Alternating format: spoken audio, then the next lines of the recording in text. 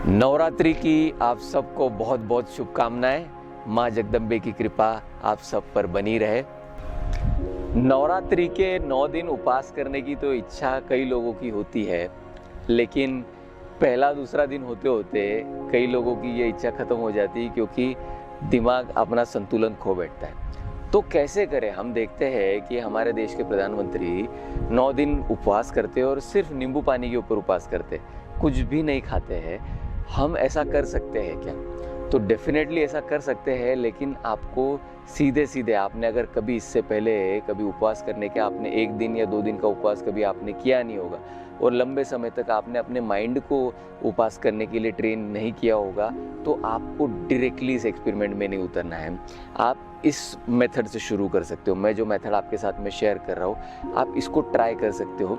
कितना दिन आप ये मेथड आपको काम में आती है, अगर हो सकता है या पूरे 9 दिन तक इसको आप कर सकते हो। तो पहली अगर आप नवरात्रि अगर आप करना चाह रहे हो और आप फास्ट करना चाह रहे हो, तो पहले तो इसके अंदर आपको नमक, शक्कर, आटा, चावल, दालें, ये सबको आपको छोड़ना होगा। तो मैं सबसे पहले अभी करे क्या, अभी उठता है इंसान, उठने के बाद में ब्रेकफास्ट चाहिए। अभी ब्रेकफास्ट में खाओ क्या? तो आपको एक ऐसा ब्रेकफास्ट का मैं दे रहा हूँ, रेसिपी दे रहा हूँ कि सबसे सिंपल ब्रेकफास्ट है और इससे प्यारा ब्रेकफास्ट तो दुनिया में कोई हो ही नहीं सकता है। आपको क्या करना है, केले लेना है।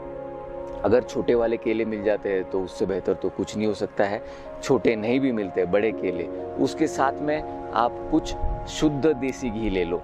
शुद्ध देसी घी वो होता है जो दही से जिसको मतलब दही को जमा कर उसमें से मक्खन निकाल कर उसमें से बनाया जाता है शुद्ध देसी घी। तो वो शुद्ध देसी घी आपको लेना है। तो थोड़ा ये महंगा है, तो आपको शुद्ध देसी घी लेना है। अगर आप घी नहीं अफोर्ड कर सकते हो तो आपको तिल का तेल लेना है, क्योंकि घी में भी प्रोटीन होता है और तिल के तेल में भी प्रोटीन होता है और दोनों में भी भरपूर मात्रा में फैट्स भी होते हैं।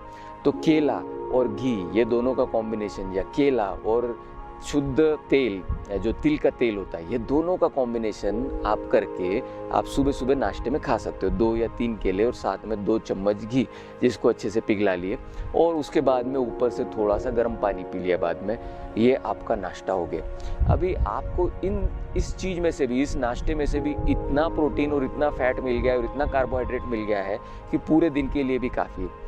तो लेकिन अब आप पहुँचोगे दोपहर होते होते, लंच आते आते आपको फिर भूख लगेगी।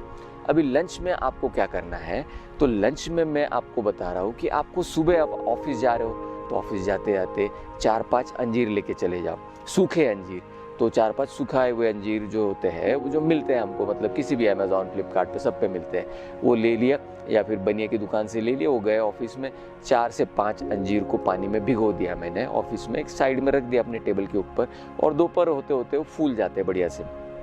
और इसके अलावा खाने से 15 मिनट पहले पहले, जब भी मेरा लंच टाइम होने वाला है उससे 15 मिनट पहले पहले, तुलसी सीड्स, सब्जा सीड्स, चिया सीड्स, इन तीनों को आपको भिगा देना है। तुलसी, सब्जा, चिया, इन तीनों सीड्स को आपको भिगो देना है 15 मिनट के लिए। 15 मिनट इनको भिगो दिया, ये फूल जाते हैं। तो 1-1 चम्मच ये तीनों को ले लिया, पानी में भिगो दिया, 15 मिनट के अंदर ये फूल गए।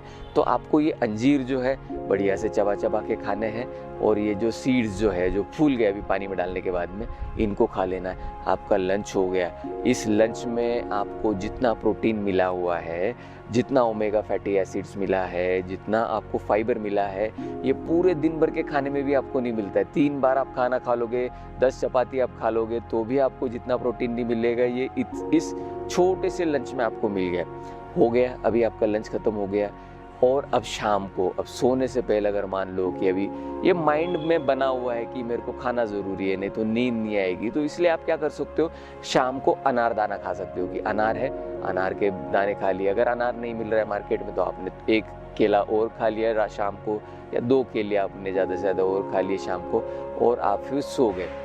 That's it. पूरे 9 दिन तक आपने बिना नमक के, बिना शक्कर के, बिना गेहूं के, चावल के, तेल के, कुछ फ्राई के बिना, अजीनोमोटो, कॉर्नफ्लावर, दालें, इन सबको अवॉइड करके आपके नवरात्रि के 9 दिन का फास्ट हो जाएगा। तो ये कुछ सालों तक अगर आप इस तरीके से करोगे ना, तो आपको तुरंत दिखेगा कि आपका जो गट जो है, तो गट तो पहली नवरात्रि में आपको पता चल जाएगी कि मेरी गट कितनी क्लीन हो गई। पूरा कचरा जो है, पूरा टॉक्सिन जो है इन 9 से 10 दिनों में निकल जाएगा और आपका शरीर हल्का हल्का फील होना शुरू होगा। अभी 9 दिन एक तकलीफ तो आपको होगी कि जो पेट को दिन में 3 से 4 बार दर्द देते हो, जो दबा दबा के ठूस ठूस के गंदी गंदी चीज़ें ठूस ठूस के हम जो दर्द देते पेट को, वो दर्द तो होने वाला है नहीं। अब वो दर्द होने वाला है नहीं तो फिर मेरे को मतलब लगेगा कैसे कि मैंने कुछ खाया। तो ये दिमाग से कंट्रोल करना पड़ेगा, क्योंकि मैं आपको गारंटी के साथ बोल रहा हूँ कि केले, घी, अनार और अंजीर, चिया सीड्स, तुलसी सीड्स, सब्जा सीड्स, ये जो है ये इतना सफिशिएंट है हमारे लिए कि इससे ज़्यादा किसी भी इंसान को, एक डेली एक्सरसाइज करने वाला, आधा एक घंटा एक्सरसाइज करने वाले को तक इससे ज़्यादा खाने की ज़रूरत नहीं है।